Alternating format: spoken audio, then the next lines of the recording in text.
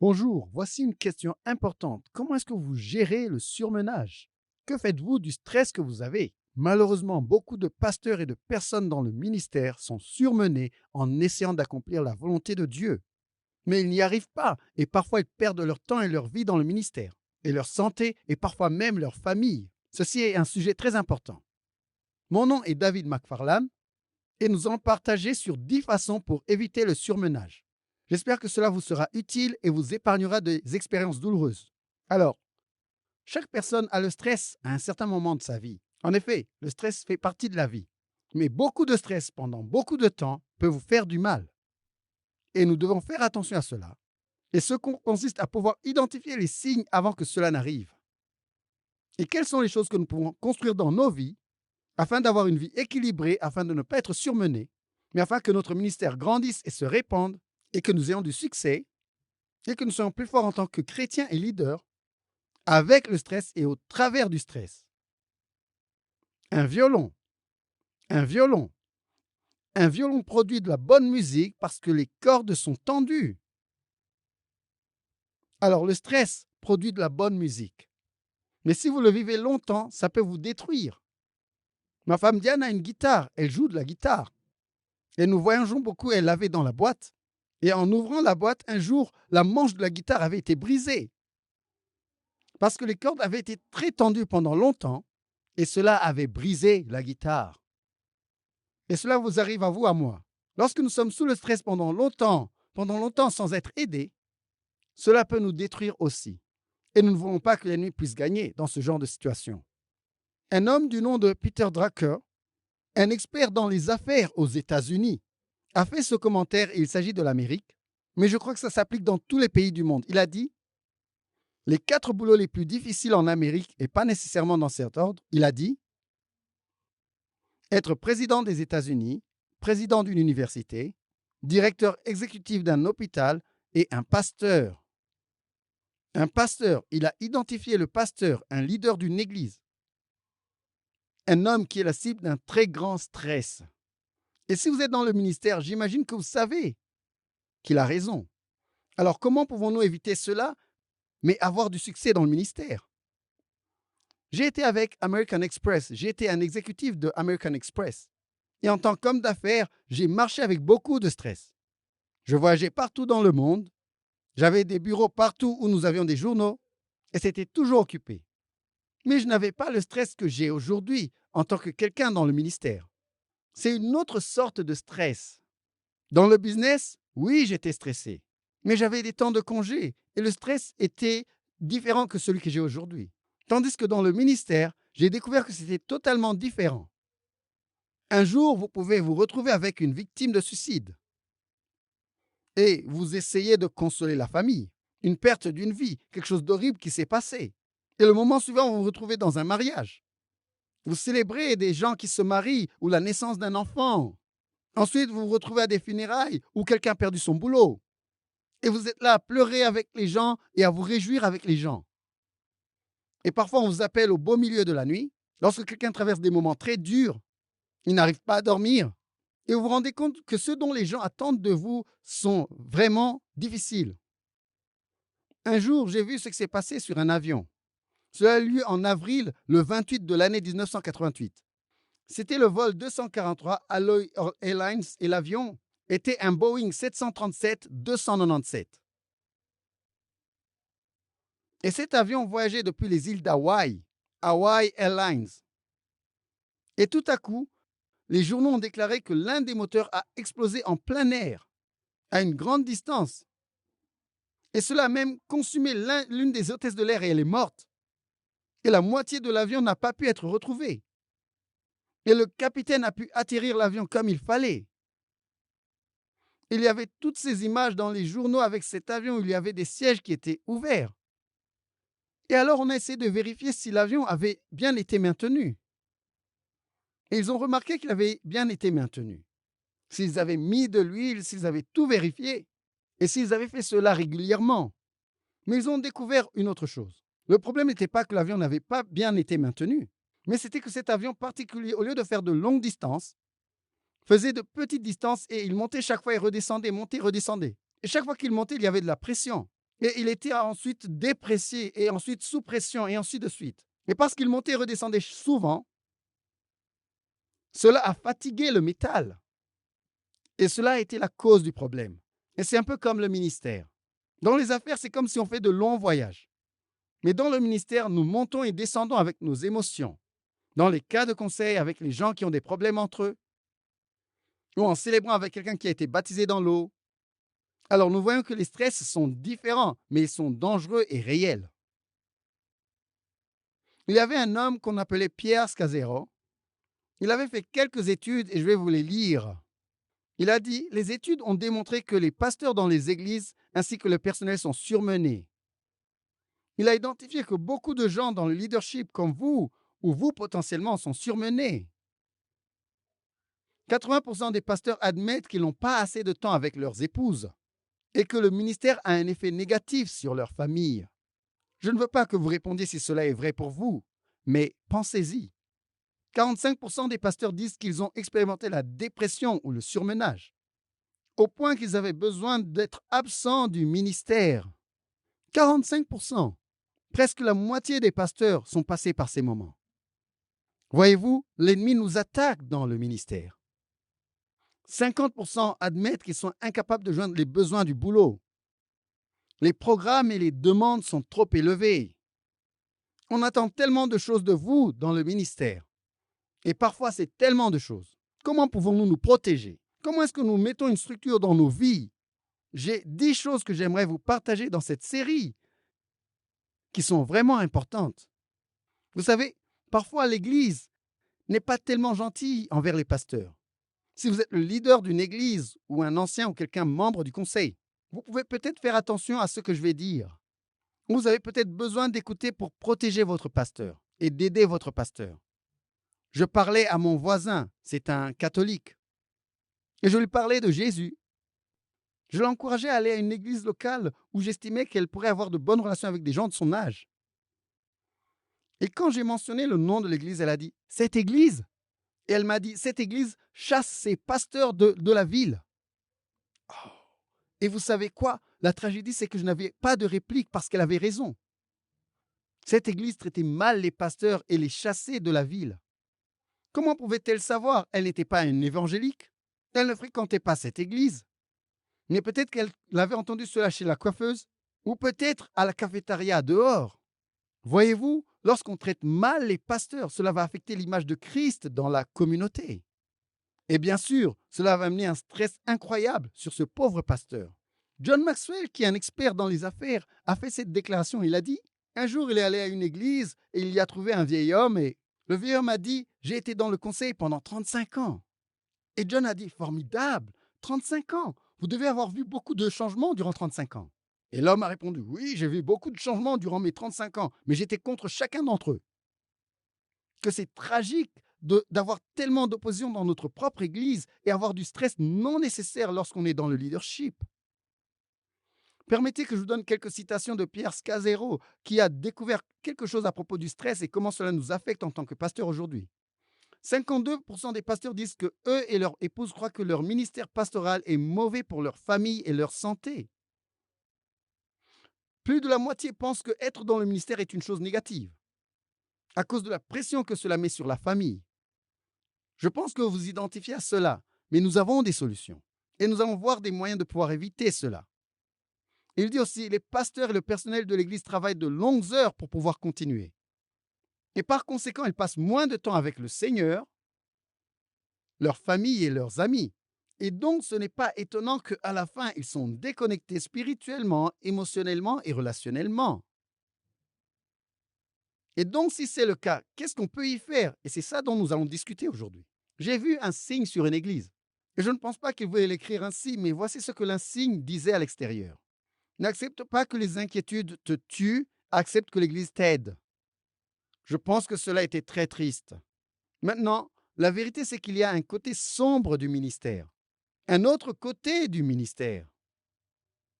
Et la vérité, c'est que souvent, il n'y a pas assez de temps de pouvoir se recharger. Vous allez d'une chose à la suivante, la suivante rencontre, le suivant sermon, une suivante préparation, etc. Et ensuite, parfois, il y a des attaques qui viennent de l'intérieur, de la bergerie. Par exemple, qui viennent de l'organisation.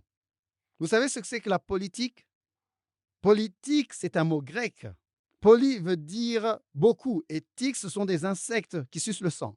Je n'ai pas beaucoup de temps pour la politique, certainement pas dans l'Église. J'ai vu combien ça détruit.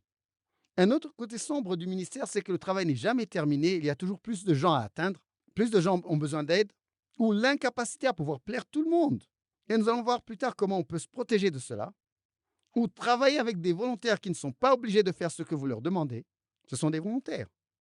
Ou des attentes non réalistes et injustes, ou avoir affaire avec des leaders qui sont difficiles. J'ai visité une église dans une ville appelée Red Deer. Alors que je visitais, je suis entré dans le bureau du pasteur et il avait des têtes d'animaux sur le mur, des têtes séchées de biches, etc. Et je lui ai demandé, vous êtes un chasseur? Il m'a répondu, qu'est-ce qu'il vous l'a montré? Oui, c'était un chasseur. J'ai demandé, combien de fois allez-vous chasser? Il a dit, chaque année, j'y vais chasser. Et il m'a dit qu'il avait des problèmes avec son conseil. Il m'a dit, dernièrement, quand j'allais chasser, les membres du conseil m'ont dit ceci. Lorsque vous avez un animal dans votre visée, est-ce que vous pensez à nous, le conseil, parce qu'il lui rendait la vie difficile? Lorsque vous visez votre cible, est-ce que vous pensez à nous? Il leur a répondu, non, je ne pense pas à vous. Mais je pense à vous lorsque j'ai l'animal et que je le coupe en deux. Il n'aurait pas dû dire cela, et c'est triste. Et cela nous montre certaines des frustrations que nous pouvons avoir causées par le stress, par des relations qui ne fonctionnent pas bien et qui sont contre le ministère. Un autre côté mauvais du ministère, c'est de ne pas être permis de diriger, vous savez, ou avoir des cas de conseil qui vous freinent. Cela est certainement vrai pour moi. Le conseil n'est pas ma chose favorite. Voici un autre signe d'extérieur à l'église que j'ai vu. Il disait ceci, nous aimons faire du mal aux gens. Alors, ils ne voulaient pas l'exprimer ainsi. Ils aiment les gens qui souffrent en les aidant, mais cela sonne un peu différemment. J'aimerais commencer par parler de quelqu'un dans la Bible qui a eu un succès incroyable dans le ministère, peut-être comme vous. Son nom était Élie. Et Élie était un prophète de Dieu et il n'avait pas cédé. C'était un homme de Dieu qui avait marché avec Dieu. Et si vous vous rappelez bien, il avait défié les prophètes de Baal. Et vous vous souvenez qu'il appelait le feu du ciel. Je veux dire, un homme puissant de Dieu. Et quand le feu est descendu du ciel, c'était comme un réveil qu'il y avait eu dans la ville. Je veux juste dire que c'était un grand homme de Dieu. Et ensuite, Jézabel a mis sa vie sur contrat pour le tuer. Et il a eu peur. Tout à coup, il a perdu toute son assurance et sa foi en Dieu. Et il a fui pour se cacher. Se cacher. Il est écrit dans 1 Roi 19, verset 3. Élie prit peur et s'enfuit pour sauver sa vie. Ce grand homme de Dieu, avec ce si grand ministère, a fui pour sauver sa vie. Au verset 4, il est écrit, il s'est assis en dessous d'un arbre et il a demandé au Seigneur de pouvoir mourir. J'en ai assez, Seigneur, dit-il, prends ma vie. Je me demande si vous avez déjà dit cela. Vous avez un très grand ministère, les choses se sont bien déroulées pour vous. Mais soudain, il y a des choses qui se passent et qui vont faire souffrir. Un commentaire qui a été fait par quelqu'un, une situation, quelqu'un qui vous a trahi et vous a poignardé dans le dos. Et tout à coup, vous en avez assez. Seigneur, je peux faire autre chose. Seigneur, je ne peux plus supporter ceci. Si cela est arrivé à Élie, un homme qui marchait avec Dieu, un homme puissant, cela peut t'arriver et cela peut m'arriver. Nous devons vraiment faire attention à ce que nous allons échanger aujourd'hui. Voyez-vous, l'apôtre Paul fait un commentaire à propos de nous. Il dit ceci dans 2 Corinthiens 4, verset 7. Il dit ceci. Il dit, nous avons ce trésor dans des vases de terre pour montrer que cette puissance vient de Dieu et qu'elle ne vient pas de nous. Cette puissance extrême vient de Dieu et non pas de nous. Et ça, c'est un exemple formidable. Que toi et moi, nous ne sommes que des vases de terre qui ne sont pas chers, mais de la terre, terre qui a été formée par Dieu lui-même pour le ministère dans lequel vous êtes. Et nous portons en nous la présence de Dieu. Nous portons en nous la bonne nouvelle de l'Évangile. Nous portons en nous les eaux de vie pour le donner à un monde qui a faim, qui souffre et qui a soif. Mais l'autre côté, c'est qu'il est fait d'argile qui peut être brisé. Et même si le contenu est précieux, formidable et que ça vient de Dieu, nous sommes fragiles. Et parfois, nous pouvons être brisés. Nous pouvons être brisés. J'ai un ami à moi qui s'appelle Murray. C'est probablement l'un des meilleurs leaders qui n'existe dans le monde. Il avait découvert que sa capacité était de pouvoir construire une église pour à peu près 300 personnes. Il sentait que c'était tout ce qu'il pouvait faire. Il pensait qu'il n'avait pas de don pour faire plus que cela. Alors, lorsque l'église atteignait 300 personnes, il commençait une autre église. Il cherchait d'autres personnes pour démarrer une autre église. Et il a commencé 4 ou 5 congrégations en faisant ainsi. Alors, c'était un leader avec du succès, un homme de Dieu, un grand prédicateur, un grand leader et un grand visionnaire. Et un jour, alors qu'il conduisait sa voiture, il a regardé les feux de trafic et il ne parvenait pas à se rappeler si le rouge voulait dire « vas-y » ou « arrête-toi ». Il s'est assis devant les feux de signalisation, terrifié. Un homme intelligent qui a été éduqué, qui a un doctorat et toutes ces choses. Et voici le stress était tellement grand dans sa vie qu'il se tient là devant les feux de signalisation et n'arrive plus à reconnaître si ça veut dire « vas-y » ou « arrête-toi ». Il était surmené. Voyez-vous, cela peut vous arriver. Cela peut arriver à Élie. Et cela m'est arrivé. Cela m'est arrivé. J'avais pris une église. Tiens, je vais retourner en arrière et dire cela. J'ai été un homme d'affaires, comme je vous l'ai dit, d'American Express. J'avais grandi en Amérique du Sud, en Argentine. Je suis né en Uruguay, j'ai grandi en Argentine. Mes parents viennent d'Argentine, tout comme mes grands-parents et mes arrière-grands-parents. Je suis venu à Christ à l'âge de 23 ans. J'ai eu une conversion totale envers Jésus dans la cité de Martinez, à Buenos Aires, en Argentine. Et j'ai travaillé pour American Express en Amérique du Sud. Et ensuite, ils m'ont invité à travailler au Canada. Et c'est là que je vis depuis. Et je suis allé à Toronto où j'ai été en charge de la division du gratte-ciel de l'American Express au Canada. J'ai voyagé partout dans ces endroits. Et Dieu m'a appelé, comme il vous a appelé, à quitter les affaires pour être pasteur d'église. J'ai dû abandonner le salaire et tous les prestiges. Et vous savez quoi? J'étais fier de le faire. Parce que quand Dieu vous appelle, c'est ce que vous voulez faire. Et voir les vies changer. J'ai vu des vies changer en Amérique du Sud en tant qu'homme d'affaires. Et nous allons parler de cela aussi plus tard. J'ai amené des centaines à Christ quand j'étais un homme d'affaires. Des centaines. En parlant à une personne individuellement ou dans des événements ou à des universités ou ailleurs. Maintenant, j'étais un pasteur à plein temps. Entre-temps, vous savez que nous sommes tous des missionnaires, n'est-ce pas? Chacun d'entre nous est un missionnaire. Je suis un missionnaire, vous êtes un missionnaire. Les gens dans notre église sont des missionnaires. La Bible les appelle des ambassadeurs. Nous pouvons être de bons missionnaires ou de mauvais missionnaires, mais nous sommes tous des missionnaires.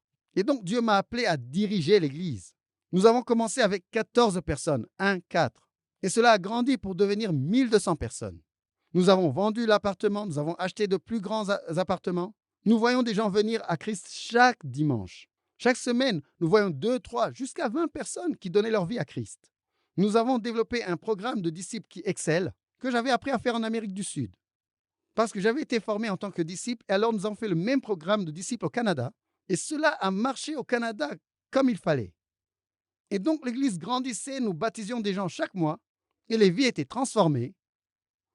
Et ensuite, un jour, j'étais assis à la maison avec ma femme Diane, assis dans un grand canapé, alors que je lui parlais, et tout allait bien. L'Église grandissait, les revenus s'accroissaient, les gens étaient sauvés, nous avions engagé un plus grand personnel, l'Église se portait bien. Et soudain, j'ai commencé à pleurer. Je n'étais pas habitué à pleurer.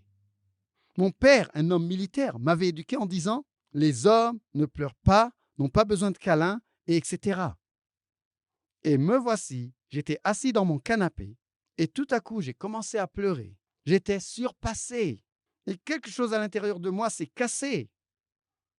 Comme la guitare dont on a parlé au début. J'avais été sous tension pendant longtemps, et le bout s'est juste brisé. Il n'y avait rien que je pouvais y faire. Et j'ai pleuré, pleuré, pleuré. Et je ne pouvais pas cesser de pleurer. Mais je n'étais pas habitué à pleurer. Ma femme s'est vraiment inquiétée. Et j'ai pleuré pendant des heures. Je n'arrivais pas à penser comme il fallait. Je ne pouvais pas prendre de décision. C'était une situation horrible. Ma femme s'est mise à pleurer avec moi. Elle a appelé les anciens de l'église qui sont venus. Ils avaient de la compassion, de bonnes personnes. Et ils m'ont donné un congé pour 3 mois.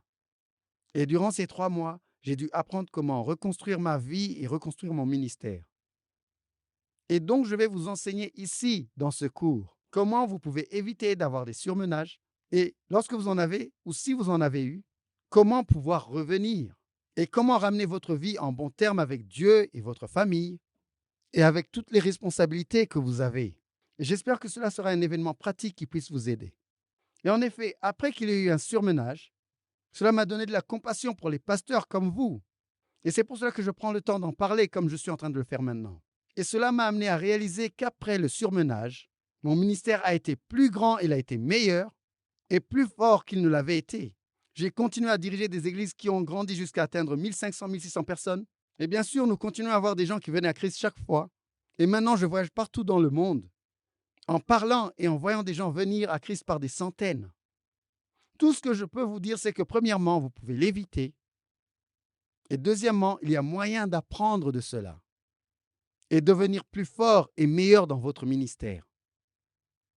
D'accord. Donc, je vais commencer avec 10 points. Je vais parler de 10 choses, 10 étapes que vous pouvez faire pour éviter le surmenage. D'accord? Alors, la première, c'est d'avoir une relation vitale avec Dieu. Ça semble évident, mais ça ne l'est pas lorsque vous allez vous diriger vers le surmenage. Parce que parfois, lorsque la vie devient très surchargée, vous allez diminuer votre temps avec Dieu. Je me souviens quand je pense à une illustration d'un homme qui conduisait sa voiture. Alors qu'il conduit sa voiture, la jauge montre que la voiture est vide. Alors il s'arrête à une station, il va mettre de l'essence pour 2 dollars et ensuite il continue la route. Et vous savez, lorsque vous êtes dans le ministère, vous pouvez faire cela. Vous pouvez être tellement occupé et on a tellement besoin de vous, il y a tellement de choses que vous devez faire. Et au lieu de passer du temps de qualité avec Dieu, vous passez à la station pour mettre de l'essence de 2 dollars afin de pouvoir atteindre le jour suivant ou la prochaine rencontre. Et cela va éventuellement vous revenir. Et c'est ça le défi. Nous lisons ceci dans Jean 21, verset 17. Jésus parle et il va dire, la troisième fois, il lui dit à Pierre, Simon, fils de Jean, est-ce que tu m'aimes?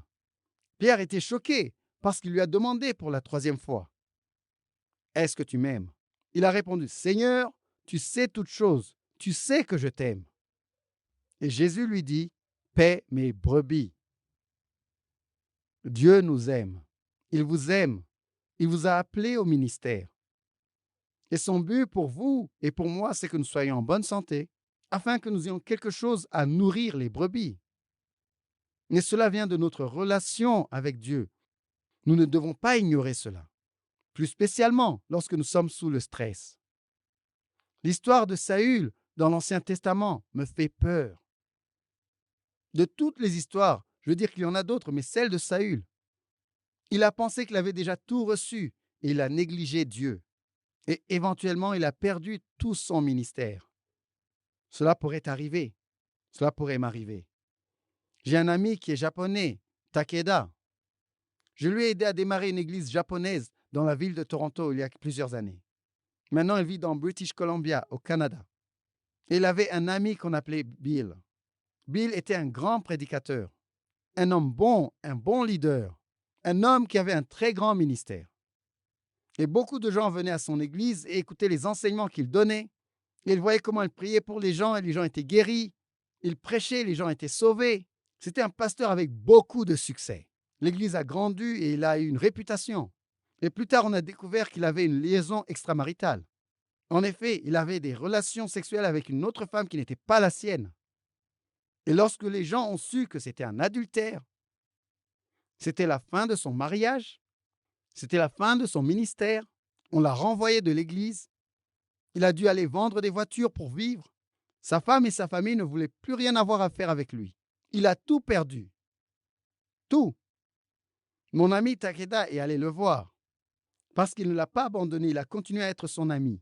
Un jour, il a demandé à son ami, Bill, qu'est-ce qui t'a amené à faire cela? Tu connais la Bible, tu connais Dieu, j'ai vu Dieu agir au travers de toi. Qu'est-ce qui t'a amené à céder à la convoitise de la chair et à coucher avec cette femme? Pourquoi est-ce que tu as fait cela? Et Bill a répondu ceci. J'ai perdu la crainte de Dieu.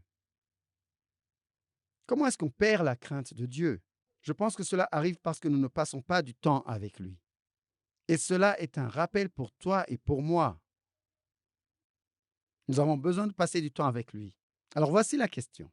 J'aimerais que tu puisses répondre pour toi-même, non pas pour moi, pour toi-même. Quelles sont les 3 choses qui gardent votre vie spirituelle en vitalité? Quelles sont les 3 choses qui gardent votre vie spirituelle vitale? Et que pouvez-vous faire pour garder la vitalité de votre vie? J'ai dirigé une église qui grandissait très rapidement, ça a été le cas. Et ensuite, j'ai déménagé dans une autre ville et ensuite une autre ville. Et finalement, je suis arrivé à une autre ville, ma 4e congrégation. Et je suis arrivé dans une ville qui était tellement différente. Et cette ville avait 2 universités, 2 grandes universités.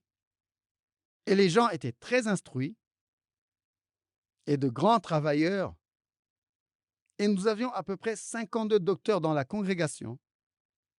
Et tout à coup, j'ai réalisé que ce que j'avais à donner à mon ministère était bloqué dans une saison spirituelle, que j'avais appris à faire certaines choses parce que j'avais su que ça marchait. Ça avait marché dans cette église et dans cette église et dans cette église. Et donc, je pensais que ça allait marcher encore ici. Et je me suis rendu compte que ça ne marchait pas. Et que j'étais tombé dans une routine spirituelle. Je lisais toujours la Bible, je priais toujours, mais je n'étais pas assez ouvert pour entendre le Saint-Esprit comme je devrais. Et cela m'a amené à paniquer. Et je suis allé ailleurs parce que je savais que le surmenage allait venir si je ne faisais pas quelque chose.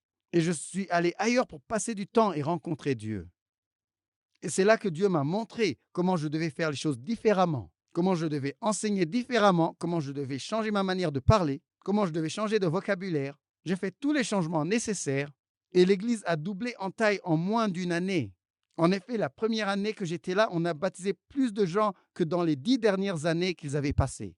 Mais tout cela est arrivé parce que nous avons besoin de nous souvenir que notre relation avec Dieu est la clé de tout cela. C'est vital, absolument vital. Alors, dans le temps qui va suivre, nous allons parler de 9 autres choses. Tout ce que nous avons vu jusque-là, c'est le numéro 1. Et nous avons besoin de savoir que personne d'entre nous n'est immunisé contre le stress et personne d'entre nous n'est immunisé contre le surmenage. Alors, s'il vous plaît, soyez conscients de cela. Et deuxièmement, nous avons vu que la première chose que nous devons faire, c'est que nous devons créer et maintenir une relation vitale avec Dieu en passant du temps avec lui. Ne rechargez pas pour 2 $ et continuez. Vous ne pouvez pas faire cela pour toujours. Vous devez remplir votre réservoir. Rappelez-vous de ce que Jésus a dit à Pierre. Il a dit « Paie mes brebis, paie mes brebis ». Et nous le faisons à partir de ce que nous avons déjà. Je vais prier pour vous maintenant. Et ensuite, dans la session suivante, nous allons voir les autres choses qui sont nécessaires. Mais la plus importante est votre relation vitale avec Dieu. Et il me semble déplacé de dire à des gens qui sont dans le ministère en plein temps comme vous, mais nous sommes les plus vulnérables quand nous pensons savoir toutes choses. Lorsque nous sommes orgueilleux et arrogants, et je ne suis pas différent de vous. Lorsque nous pensons que nous sommes bien et que cela ne peut pas nous arriver, voici la chose la plus dangereuse que vous puissiez dire. Cela ne m'arrivera pas. Chacun d'entre nous est vulnérable. Et l'ennemi ne veut pas que nous puissions réussir. Alors maintenant, nous allons prier. Et je prie pour que vous puissiez ouvrir votre cœur et que vous puissiez penser à ces 3 choses qui gardent votre vie spirituelle vitale et que vous quittiez cet endroit en faisant ces choses. Prions. Père, nous prenons le temps de nous arrêter et nous te remercions de ce que Jésus ne nous abandonne jamais et ne nous laisse jamais. Nous te remercions, Seigneur, de ce que sur la croix, tu es mort d'une façon horrible, stressante et inimaginable. Et tu es mort à ma place et à la place de ceux-là qui sont en train de suivre cette formation, ce séminaire. Et Seigneur, nous te remercions de ce que tu comprends le stress. Et pourtant, tu nous as donné la paix. Jean 14, 27, tu as dit, « Je vous donne la paix, non pas comme le monde la donne, que vos cœurs ne soient point troublés, ne soyez point effrayés. » Seigneur, que la paix de notre Seigneur Jésus, qui surpasse toute intelligence, garde nos cœurs et nos pensées en Jésus-Christ. Que, en quittant cette session, nous puissions retourner sur nos genoux pour te chercher et rafraîchir nos esprits. Et que nous puissions retrouver cette joie inexprimable, remplie de gloire, qui ne vient que lorsqu'on est dans la présence de Dieu. J'espère que j'ai été une bénédiction pour vous. J'espère que j'ai été un encouragement pour vous et que vous allez revenir pour la 2e session.